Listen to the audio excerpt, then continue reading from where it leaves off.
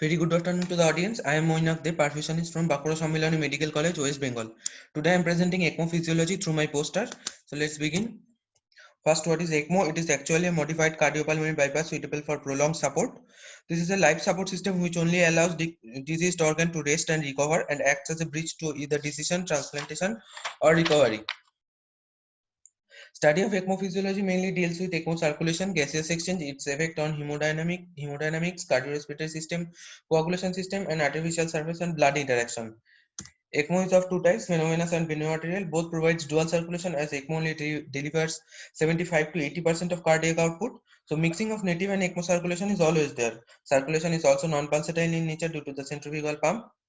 For gaseous exchange in ECMO, our target always remains to deliver oxygen 4 times of requirement, which is 5 to 8 ml per kg per minute for normal adult, but it can be increased up to 10 to 12 ml per kg per minute in ill patients, particularly for pediatric groups.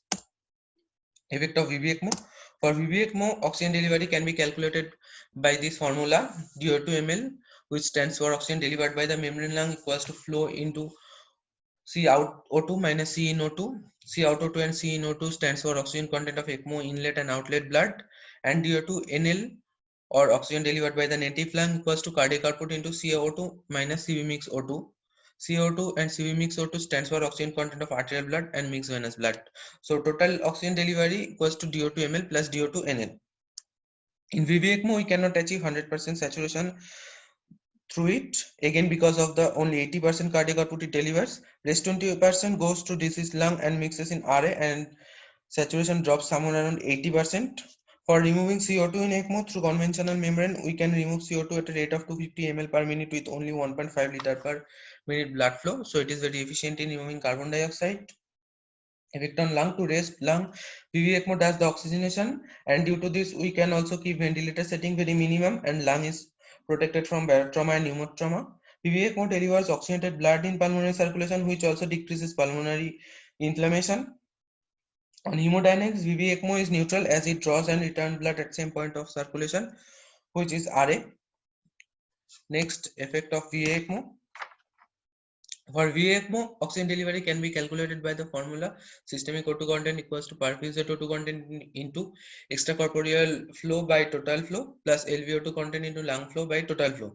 On hemodynamics, VA ECMO has several effects, like it reduces pulsatility, decreases preload, but it increases afterload due to the return cannula in the aorta and introduction of blood into the arterial system.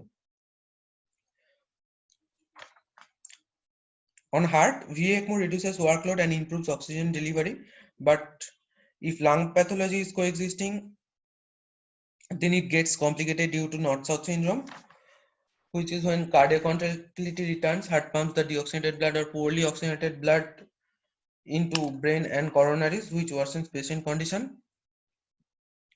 In VA ECMO, cerebral circulation may also be compromised due to the if femoral return cannula is used. To encounter both the scenario, we can use axillary return cannula. VA ECMO reduces pulmonary blood flow, which may also cause ischemic injury to lungs.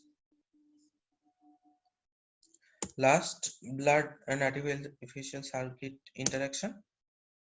Like any other extracorporeal circulation, ECMO needs systemic heparinization and ACT over 200 seconds, but prolonged exposure of heparin may result in heparin-induced thrombocytopenia, disseminated intravascular coagulopathies, etc.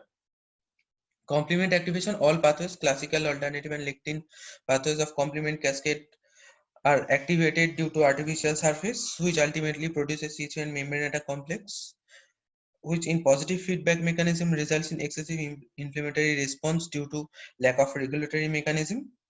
It also results in hemolysis, protein fouling, platelet adhesion and aggregation, von Willebrand factor destruction. But all these effects are very minimum in intensity in respect to conventional CPP due to the coated circuits, centrifugal pumps, etc.